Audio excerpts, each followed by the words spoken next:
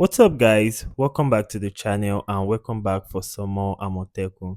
In the last video, we covered issues 2 and 3, where we see Akoni finally break free from his mind control after tragically killing his own brother. We also saw a surprising alliance forming between Bolaji and the mysterious Lady Doctor, while a group of unknown lion-like warriors arrived near Hearth searching for someone. Now, if you're yet to watch the videos covering issues 1, 2, and 3, I'll be linking them down in the description. So you can go watch them and come back to this video to continue. And in today's story, we'll be diving into the final issues currently available, issues 4 and 5. So buckle up, strap in, because things are about to get even more intense with more story, more revelations, and a whole lot more carnage. So, guys, a quick favor before we get started with the story for today. I'm trying to reach my first 100 subscribers, so if you enjoy what I'm doing with my channel and you enjoy African story read through like this, kindly subscribe to the channel, like the video, and share. And with that out of the way, let's get into today's story. Issue 4 opens in a quiet cemetery, the city skyline standing tall in the distance while rows of graves stretch across the grass. A lone hooded figure stands among them. It's Akoni. He kneels before one of the graves and is full of regret. He admits that no apology could ever make up for what he did that night, but he refuses to give up. He promised to keep trying to be better because he believes the one buried here is still watching him. As he rises to his feet, we learn the name on the grave. It's Larry. He swears that he can never be again the Akoni Larry knew and loved, but he vows to be something better than what he was forced to be. The scene then shifts to Lekki, where Akoni walks through a busy street market. He stops at the meat stall. The vendor thanks him for coming. Akoni is here to render veterinary help to the meat purchased dog. We see his boys warming up to Akoni as they thank him and call him their hero after patching up their dog. One of them hugs him tightly and tells him he wants to grow up to be just like him. The words hit harder than expected.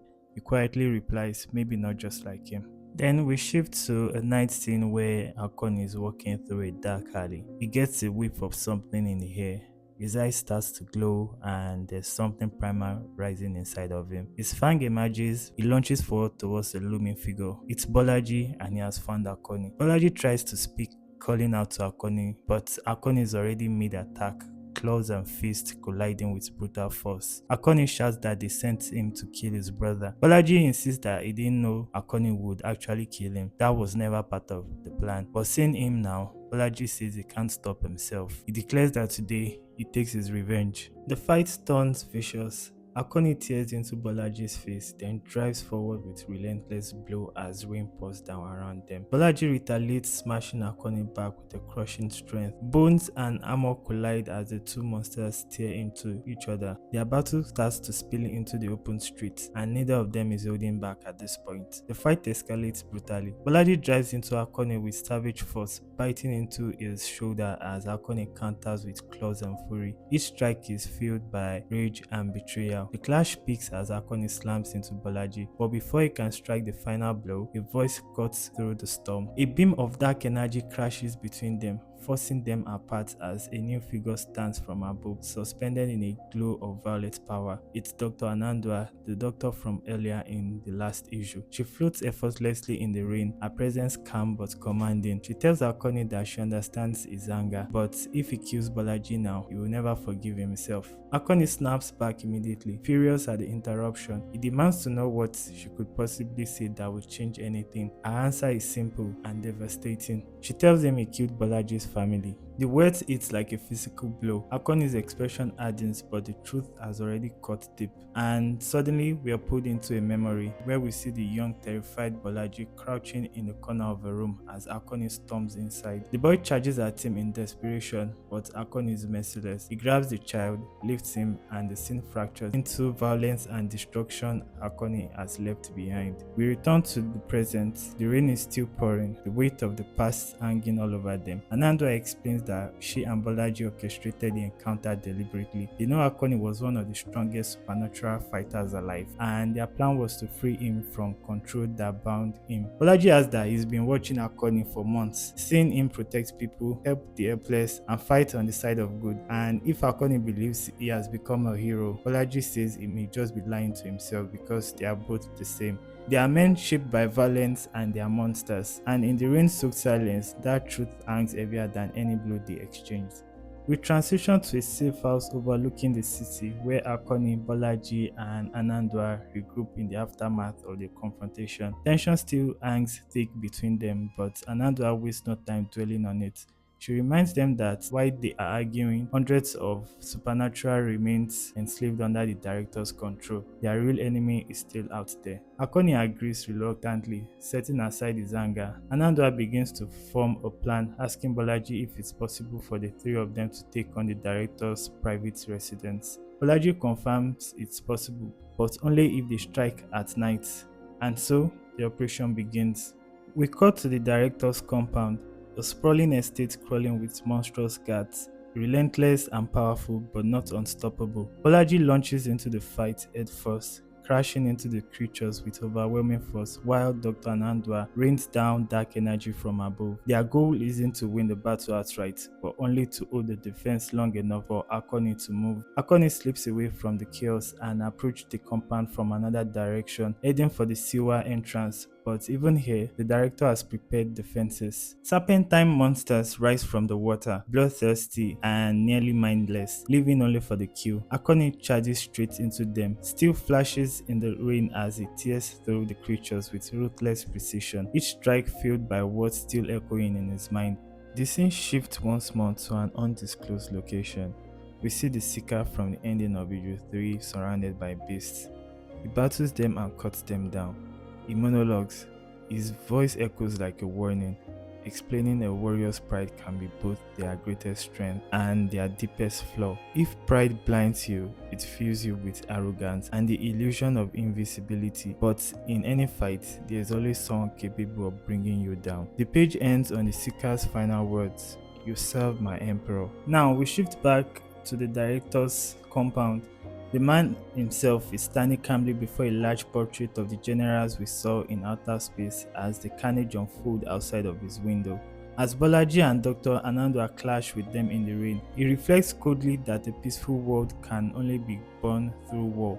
Akoni finally bursts into his chamber and calls for the director, but he's not alone. The director has been expecting him, and he finally introduced himself as Oniju, and he asks Akoni if he has ever heard of the Ekunites. Akoni eyes close with anger as he demands to know what that has to do with him. Oniju answers that everything Akoni sees, everything he's become, was created by his father.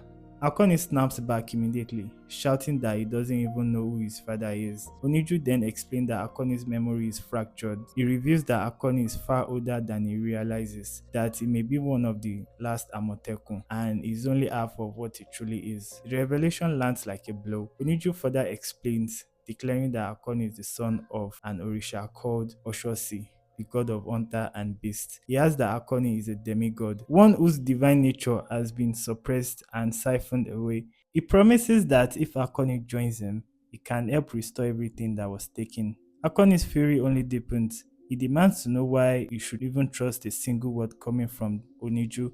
Oniju answers comes not in words.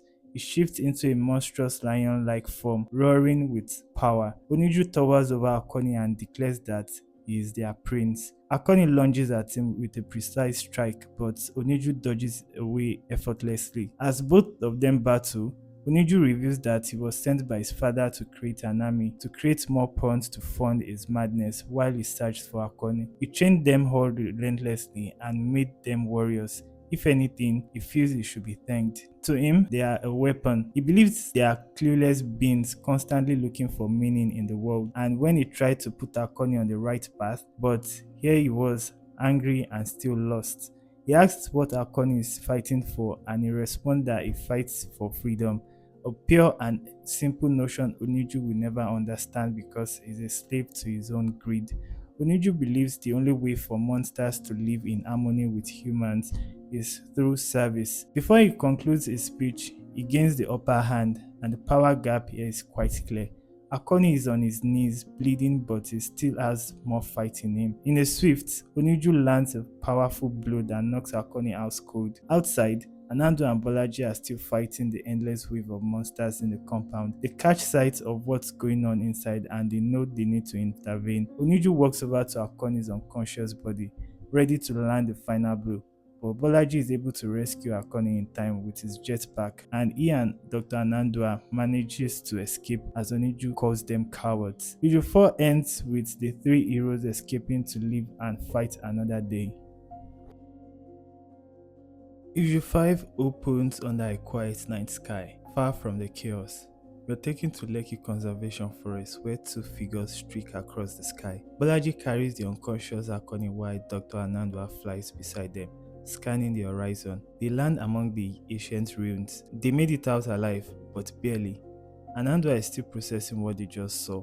She asks Bolaji about the creature they encountered, the lion-like warrior that nearly tore them apart. Bolaji explains that the being wasn't just another supernatural, it was an Akonite, alien warriors who served under the Yoruba pantheon, being said to rival the Orishas themselves in strength. Bolaji is sure it's the director himself. As they move deeper into the ruins, Bolaji pieces together what this might mean. The Akane must be building an army of Earth's strongest supernatural beings gathered for the Ekonites. But why would such powerful creatures need help from humans? Only a grim realization. The Ekonites are nearly extinct. They are kind ravaged by something called the Nikki Nanka, which means if they are resurfacing now, they are desperate. By the way, the Nikki Nanka is a frightening spirit from Gambia folklore. It's a sea spirit and a dragon-like creature. They stop beside an ancient statue, and Bolaji admits he's heard rumors of pools hidden beneath the ruins, sacred waters capable of accelerating healing. It's a long shot, but right now, it's the only one they have. Anandwa doesn't hesitate. He declares whatever chance this place is offering, she's taking it, because today, Akoni is not dying.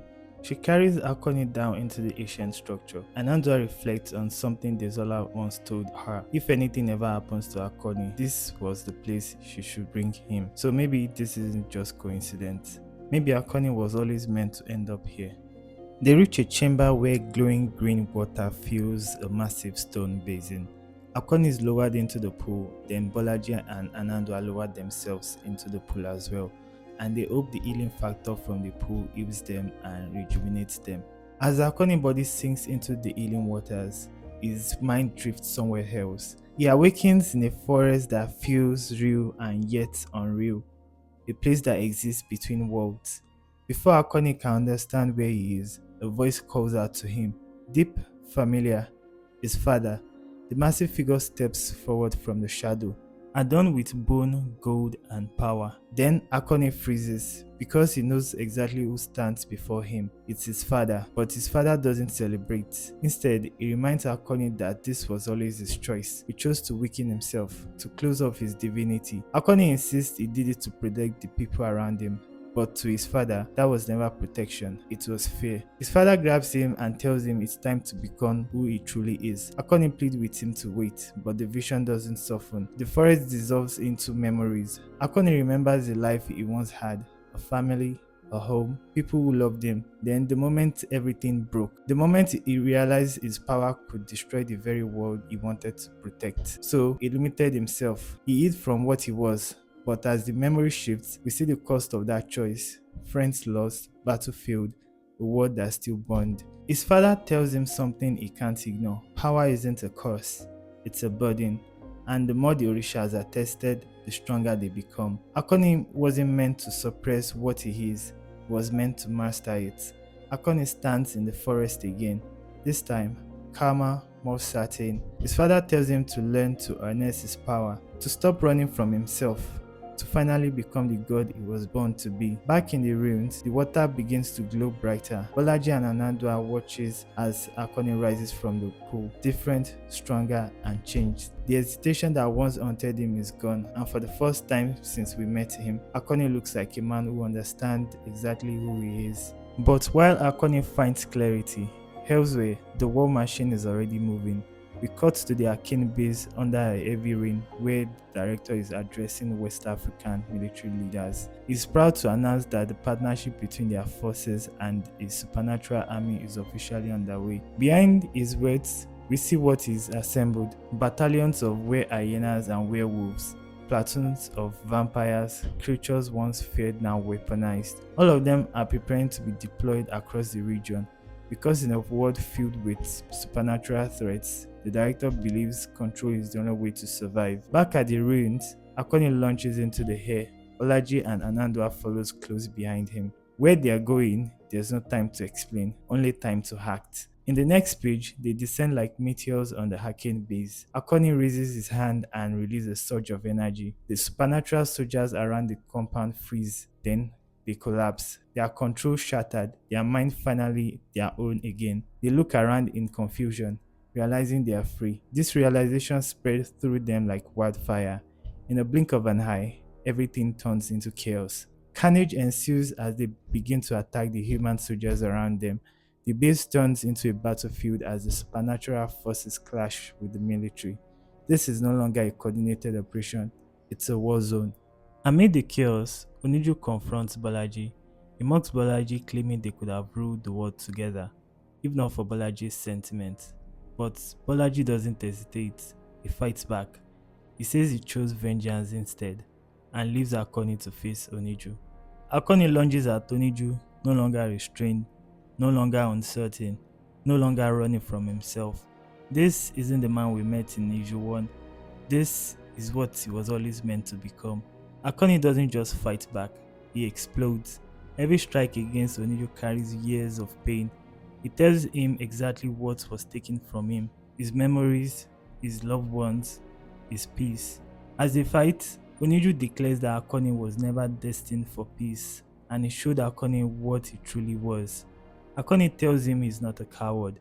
Their exchange reveals that Akoni is no longer just a weapon, no longer just a soldier, no longer just a victim, and all Oniju has done to him till the present has only set him on the path of becoming what he was destined for, an Orisha. The battlefield falls quiet as Akoni impales Oniju right through the chest with his bare hand, ending him. The surviving supernatural soldier stares at him and they all bow to him as their new leader. This wasn't just a victory, it was a transformation. On the last page of issue 5, high above the battlefield and outside the compound, we see the Seeker again. He's observing the whole incident unfold, and with calm certainty he speaks. Very interesting. And guys, that was the ending of issue 5 of Amotekun. Oniju finally met his match with the awakened Akoni, and in the end, he was defeated. It's been quite an explosive story so far. The issue closes with the Echo Knights called the Seeker, hinting that there may be even more story to come.